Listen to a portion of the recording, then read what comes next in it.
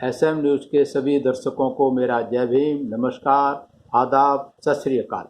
मैं वीरेंद्र सिंह आप सभी का स्वागत करता हूं एसएम न्यूज़ द्वारा चलाई जा रही सीरीज कहीं हम भूल न जाएं।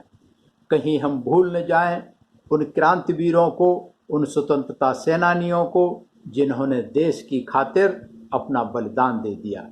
हम भूल न जाएं उन संतों, गुरुओं, महापुरुषों को जिन्होंने समाज की खातिर, मानवता की खातिर अपने आप को न्यौछावर कर दिया।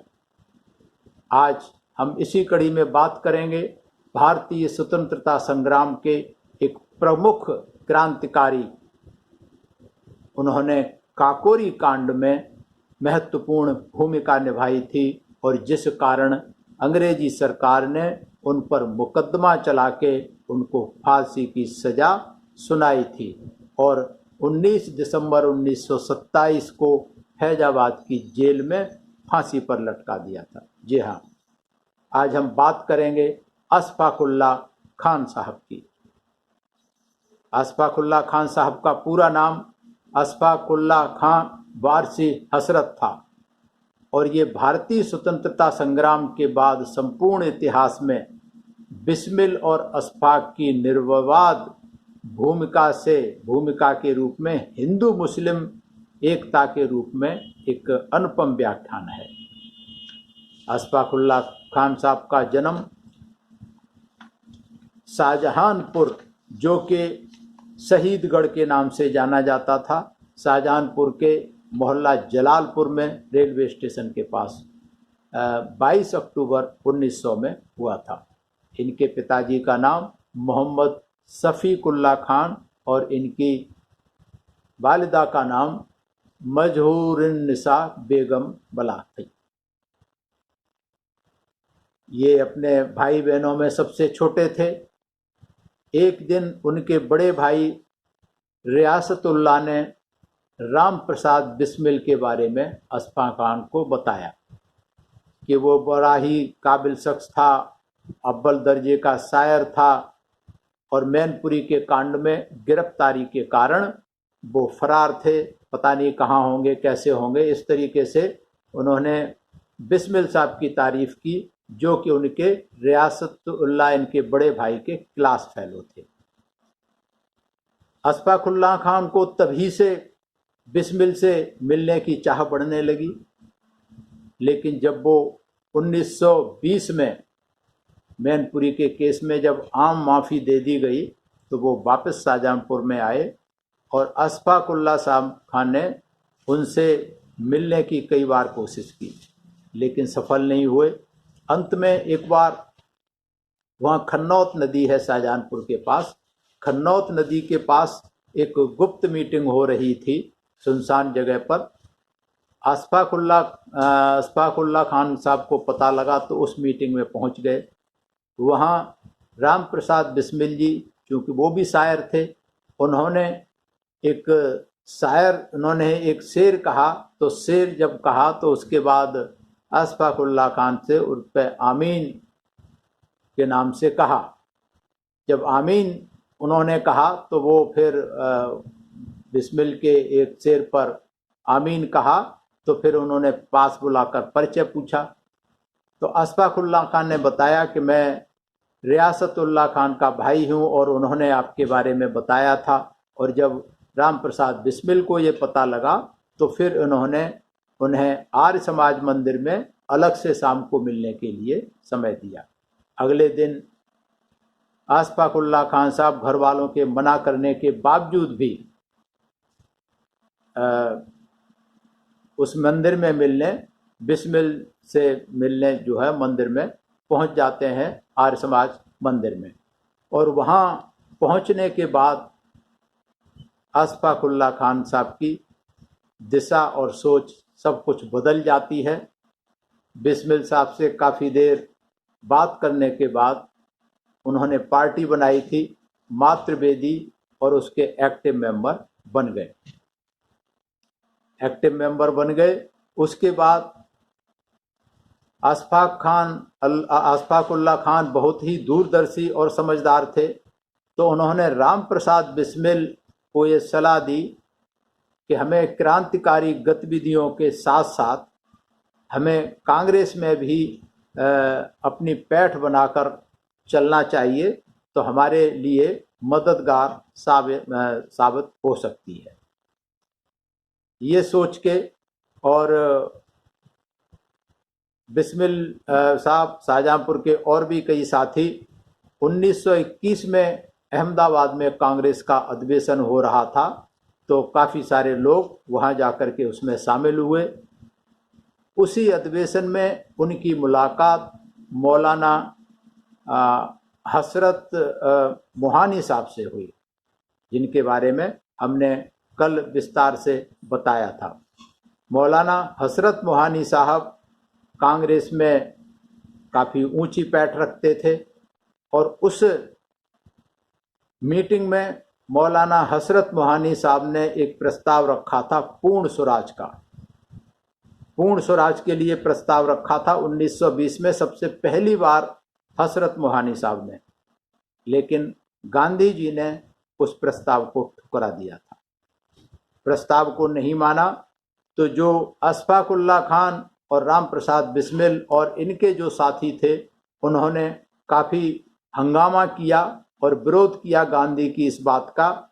तो गांधी, जब बहुत सारे कार्यकर्ताओं ने गांधी की बात का विरोध किया, तो आगे जाकर के फिर अगले अधिवेशनों में उसको मानना पड़ा।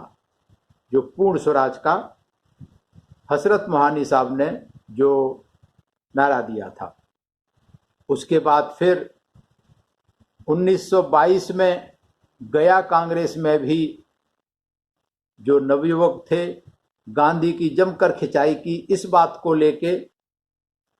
बंगाल, उत्तर प्रदेश से भी काफ़ी लोग आए हुए थे, सब एक हो गए। उन्होंने गांधी से एक ही सवाल पूछा कि आपने असहयोग आंदोलन वापस क्यों ले लिया। और वापस लिया था चौरी चौरा कांड के बाद। वहाँ जब थाने को जला दिया था चौरी चौरा कांड पे, और उस थाने को जलाने वाले ज़्यादातर इस देश के अनुसूचित जाति के और मुस्लिम समाज के लोग थे। उन्होंने अपनी दम पर 5 से 10 हजार लोगों को इकट्ठा करके पूरे थाने को आग लगा दिया था, बहुत सारे पुलिस वालों को मार दिया था। तो कहीं इनका नाम इतिहास में ना आ जाए इस देश के मूल निवासियों का, इसलिए गांधी जी ने वो असहयोग आंदोलन वापस ले लिया था, सबको विरोध करने के बाद भी। तो वहाँ जब ये सवाल रखा गया, हंगामा हुआ। उसके बाद 1922 की गया कांग्रेस के बाद पार्टी में 2 दल बन गए। एक तो जो धनाढ्य लोग थे, गांधी नेहरू जैसे लोग, और दूसरा दल आम तबके से जो नवयुवक थे, जो क्रांतिकारी सोच रखते थे। उन्होंने अपना एक अलग दल बना लिया और 1 जनवरी 1923 को पहले वालों ने स्वराज पार्टी बना ली और दूसरे दल ने क्रांतिकारी पार्टी के नाम से सोचने की रखी। राम प्रसाद बिस्मिल और सभी साथियों से विचार विमर्श के बाद आखिर एक पार्टी बनाई गई, जिसका नाम रखा HRA, हिंदुस्तान रिपब्लिकन एसोसिएशन। इसमें अशफाकुल्लाह खान साहब और बिस्मिल प्रसाद की बहुत महत्वपूर्ण भूमिका रही थी, क्योंकि जो बंगाल के थे, बंगाल के सचिंद्रनाथ सान्याल और योगेंद्र चंद्र चटर्जी जैसे जो मुख्य लोग थे पार्टी में, वो गिरफ्तार कर लिए गए थे। वहाँ से जब गिरफ्तार कर लिए गए थे, तो फिर सारा भार बिस्मिल और अशफाकुल्लाह खान के कंधों पर आ पड़ा था। इन्होंने बखूबी उस जिम्मेवारी को निभाया। और उस समय वहाँ जो वो पार्टी ने, क्रांतिकारियों ने लूट के लिए, पैसे के लिए धनाढ्य लोगों को लूटने की योजना बनाई। तो अशफाकुल्लाह खान के बड़े भाई के पास जो बंदूक थी, बंदूक और कई पेटी कारतूस उन्होंने बिस्मिल साहब के सुपुर्द कर दिए और खुद भी तैयार हो गए। लेकिन अशफाकुल्लाह खान, जब ये बात चल रही थी, तो बिस्मिल, राम प्रसाद बिस्मिल ने बजाय धनाढ्य लोगों को लूटने के सरकारी खजाने को लूटने की बात कही। वहां मीटिंग में मौजूद सारे लोगों में अशफाक उल्लाह खान ने उस बात का विरोध किया। उन्होंने कहा कि अगर हम सरकारी खजाने को लूटते हैं तो सरकार हमारे पीछे पड़ जाएगी और हमारा जो मूवमेंट होगा, हम जो होंगे, सरकार हमें नेस्तनाबूद कर देगी। जब अशफाक उल्लाह खान ने ये बात कही तो बाकी, क्योंकि मीटिंग में ज़्यादातर हिंदू थे, उन्होंने खुलकर विरोध किया इस बात का और उन्होंने बिस्मिल को कहा। उन्होंने मजाक करते हुए, फप्ती कसते हुए कहा कि पंडित जी देख लो इस मियाँ की करतूत, हमारी पार्टी में एक मुस्लिम को शामिल करने की जिद का असर आप ही भुगतिए, हम तो चले। तो जब ये शब्द आए बाकी हिंदुओं के तो बड़ी तकलीफ हुई अशफाक उल्लाह खान को। उन्होंने कहा कि हम बिस्मिल के साथ हैं, पंडित राम प्रसाद बिस्मिल के साथ हैं, ये मेरी सलाह थी, लेकिन जैसा कहेंगे मैं मानने को तैयार हूँ और मैं पूरी तरीके से आपके साथ हूँ और ये वक्त बताएगा कि मैं क्या करूँगा। आखिरकार योजना बनाई गई जिसे काकोरी कांड के नाम से जाना जाता है। 9 अगस्त 1924 की शाम को काकोरी स्टेशन पर जैसे ही ट्रेन आगे बढ़ी, उधर राजेंद्र नाथ लाहिड़ी ने गाड़ी की चेन खींची। अशफाक उल्लाह खान ने ड्राइवर की कनपटी पर माउजर रखकर उसे अपने कब्जे में ले लिया और राम प्रसाद बिस्मिल ने गार्ड को नीचे गिराकर जो खजाने का बक्सा था वो नीचे गिरा दिया। खजाने का बक्सा चूंकि बहुत मजबूत लोहे की तिजोरी थी, वो टूट नहीं पा रही थी, बड़ा मुश्किल हो रही थी तोड़ने में। तब अशफाक उल्लाह खान ने अपना माउजर किसी को देकर घन लेकर पूरी ताकत के साथ तिजोरी पर पिल पड़े और उन्होंने तिजोरी को तोड़ दिया। तिजोरी तोड़ते ही जो है उनकी सबकी फौलादी ताकत का नज़ारा देखा और अगर थोड़ी देर हो जाती वो तिजोरी नहीं टूटती तो खबर पहुंच जाती, पुलिस आर्मी वहां आ गई होती, सारे के सारे अरेस्ट होते। तो इस तरीके से अशफाक उल्लाह खान ने अपनी पूरी ताकत के साथ उसमें शिद्दत की और उस कांड को इतिहास में दूसरा कांड बताने से बचा लिया कि कहीं पकड़े न जाते। इस तरीके से जब ये कांड हुआ तो जैसा उम्मीद थी 26 सितंबर 1924 की रात को पूरे 7 देश में एक तार गिरफ्तारियां हुई। काकोरी कांड में जो लोग थे बहुत सारे, उनकी गिरफ्तारियां हुई। अशफाक उल्लाह खान किसी तरीके से पुलिस की आंखों में धूल झोंककर फरार हो गए और फरार होकर के पहले वो नेपाल गए। नेपाल में जब कुछ कहीं से भनक लगी तो फिर कानपुर आ गए। वहाँ गणेश शंकर विद्यार्थी का प्रेस था, 2 दिन वहाँ रहे। वहाँ से जब भनक लगी पुलिस वालों को तो फिर वो डाल्टनगंज चले गए, बनारस होते हुए डाल्टनगंज चले गए, वहाँ कुछ दिन नौकरी की। वहाँ जब भनक लगने लगी, कुछ लगा, तो फिर वहाँ से कानपुर फिर वापस आ गए और वहाँ से फिर जब पता लगा तो भोपाल चले गए। भोपाल से जब पता लगा तो वहाँ जिसके यहाँ ठहरे हुए थे उनकी लड़की इन पर फिदा हो गई और उसने कहा मैं तुमसे शादी करूँगी। तो बहुत परेशान हुए, वहाँ से रात के अंधेरे में उठ के भाग लिए। वहाँ से भाग करके फिर अपना डाल्टनगंज वापस पहुँच गए, वहाँ नौकरी शुरू की। वहाँ जब पता लग गया तो फिर ट्रेन पकड़ करके वो दिल्ली चले गए और शाहजहानपुर के ही एक उनके पुराने दोस्त थे रहने वाले, उनके घर जा कर के ठहर गए।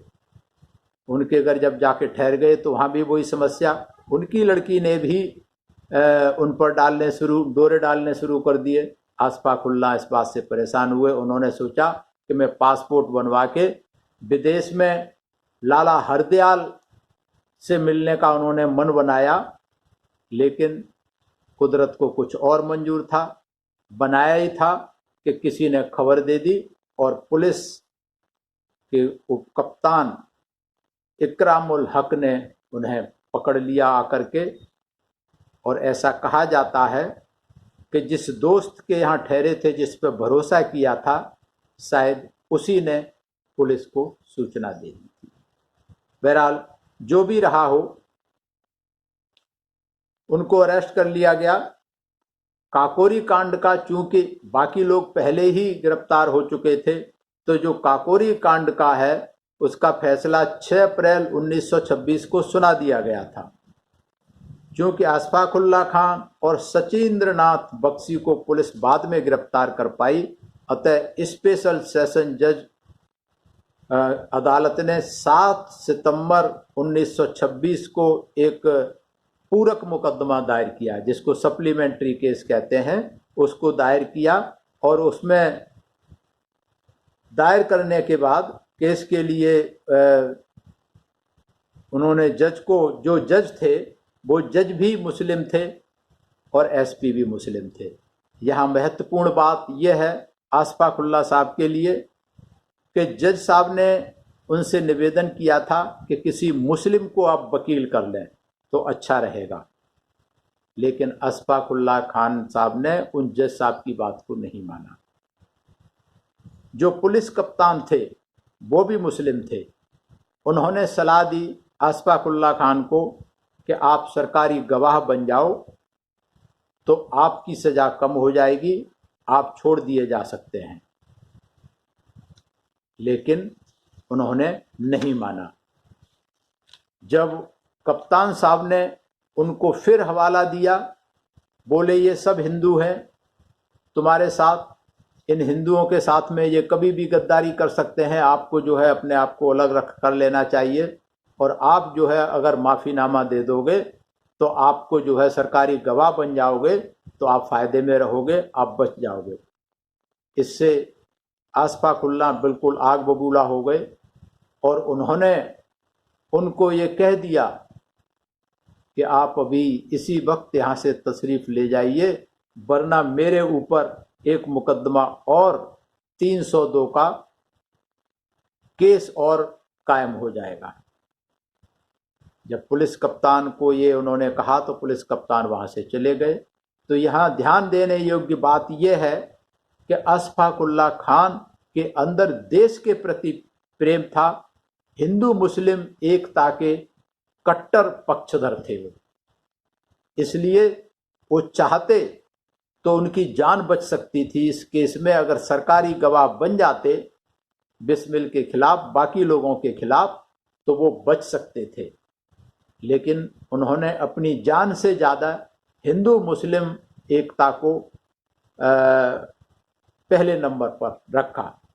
ये बहुत ही महत्वपूर्ण बात है। और इस तरीके से मुकदमा चला और 13 जुलाई 1907 को फैसला सुना दिया गया, जिसमें उम्र कैद के साथ साथ सजाए मौत और फांसी का हुक्म सुना दिया गया। जब फांसी का हुक्म सुना दिया गया तो उस फैसले में ये लिखा था कि अभियुक्तों ने व्यक्तिगत लाभ के लिए ये षड्यंत्र नहीं किया, मगर फिर भी अगर ये लोग अपने किए पर पश्चाताप प्रकट करें तो सजा कम की जा सकती है। ये जज ने फैसले पर ही लिख दिया था। वकील की सलाह पर फिर बिस्मिल साहब से मिलने गए अशफाकुल्ला खान, उनसे विचार विमर्श किया कि हमें क्या करना चाहिए। बिस्मिल्लाह खान ने भी ये सलाह दी कि हमें अभी माफ़ीनामा दे करके फांसी की बजाय हम 7-8 साल में जेल में रह करके बाहर आ जाएंगे और बाहर आकर के फिर हम अपना आंदोलन शुरू कर सकेंगे, तो ये बेहतर रहेगा। बहरहाल बिस्मिल साहब ने और अशफाकुल्ला साहब ने दोनों ने माफ़ीनामा दिया, लेकिन उस माफ़ीनामे पर कोई अमल नहीं हुआ। उसके बाद कोई अमल नहीं हुआ फिर उसके बाद इनकी माँ मेहरुन्निसा बेगम की तरफ से भी एक मर्सी अपील की गई, उस पर भी कोई सुनवाई नहीं हुई। इस तरीके से ये सब दलील अपीलों के बावजूद अंततः फांसी की सज़ा मुकर्रर रही, उसमें कोई बदलाव नहीं किया, क्योंकि जो उस समय फाइनल जो सेक्रेटरी था, होम सेक्रेटरी, उसने जो अपनी फाइनल रिपोर्ट दी थी उसमें उसने ये कहा था कि इन लोगों का उद्देश्य सरकार को उलटना था।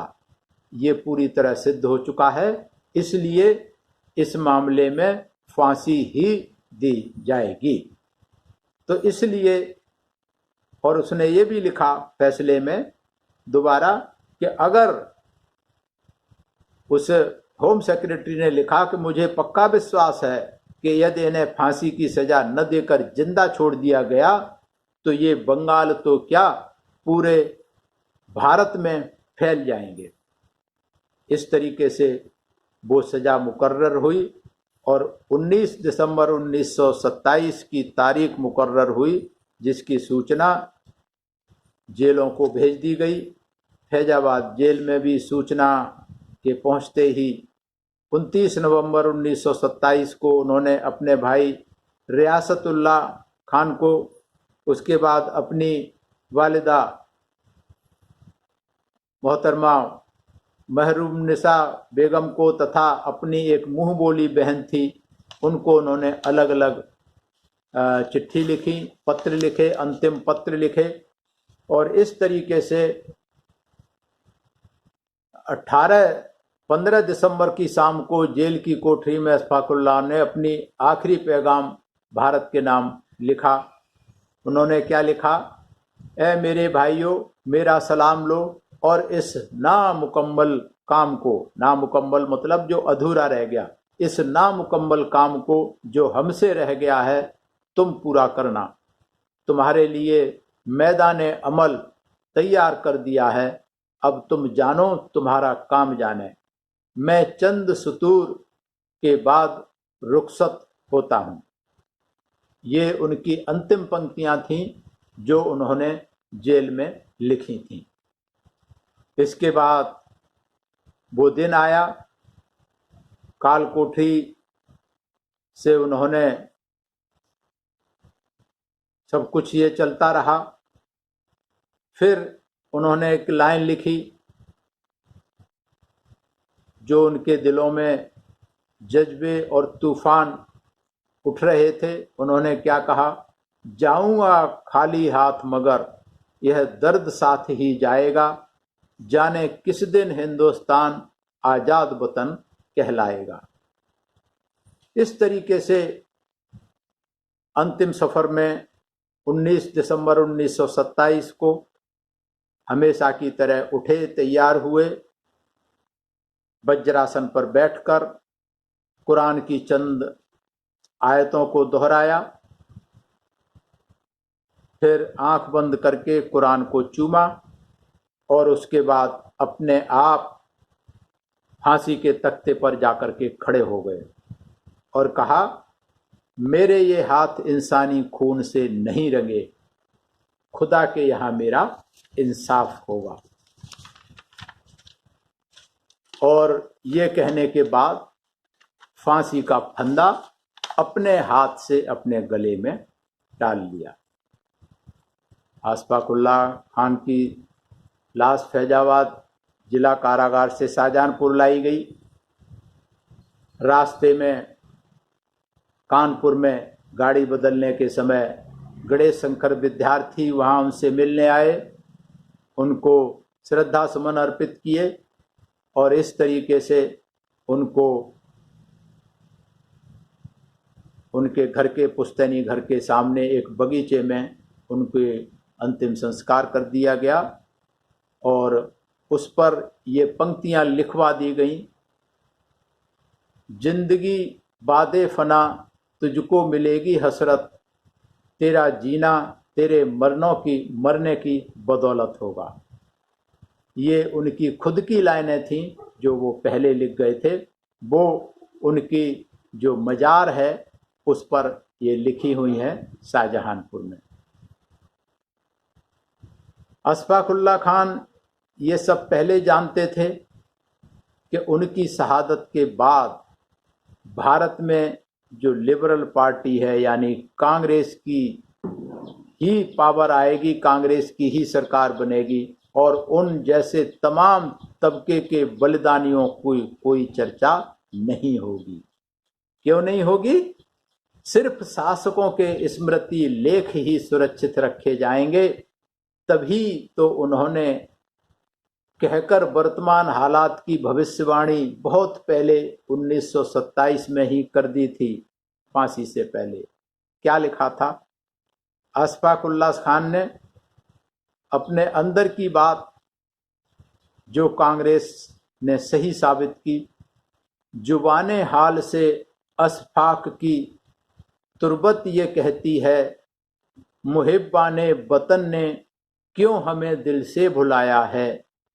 बहुत अफसोस होता है, बड़ी तकलीफ होती है, शहीद अशफाक की तुर्रत है और धूपों का साया है। ये बहुत बदकिस्मती रही है इस देश की, इस देश के इतिहासकारों की। नीति और नियति ठीक नहीं रही। इन्होंने हमेशा पक्षपात किया, इतिहास लिखने वालों ने। और जो सामंतशाही सोच के जो लोग थे, जो अशफाक उल्लाह खान पहले लिख करके रख गए थे, खासकर कांग्रेस और उसमें सभी जो उस सोच के लोग थे, इन्होंने इतिहास में अशफाक उल्लाह जैसे एक नहीं, 100 नहीं, 1000 नहीं, लाखों ऐसे क्रांतिकारी शहीद हैं जो गोली से शहीद हुए या फांसी पर लटक के मरे। इतने कितने सारे हैं जो शहीद हुए, लेकिन इतिहास के पन्नों में सबको दफन कर दिया गया। ये विडंबना है इस देश के इतिहासकारों की, और इसको जिम्मेदारी बनती है बहुजन समाज के लोगों की कि ऐसे वीर पुरुषों का, ऐसे महापुरुषों का, ऐसे स्वतंत्रता सेनानियों का, ऐसे क्रांतिकारियों का इतिहास खोज खोज करके लाएं और जन जन तक पहुंचाएं। एसएम न्यूज़ का मैं धन्यवाद करता हूं कि इन्होंने ये सीरीज शुरू की है, ताकि जो इतिहास के पन्नों में दफन हैं हमारे महापुरुष, हमारे वीर, हमारे स्वतंत्रता सेनानी, उनको जन जन तक पहुंचाया जाए। और मैं धन्यवाद करता हूं उन बहुजन इतिहासकारों का जो ढूंढ ढूंढ करके इनका इतिहास ला रहे हैं। और मैं धन्यवाद करता हूं गूगल सर्च का भी, विकिपीडिया का भी।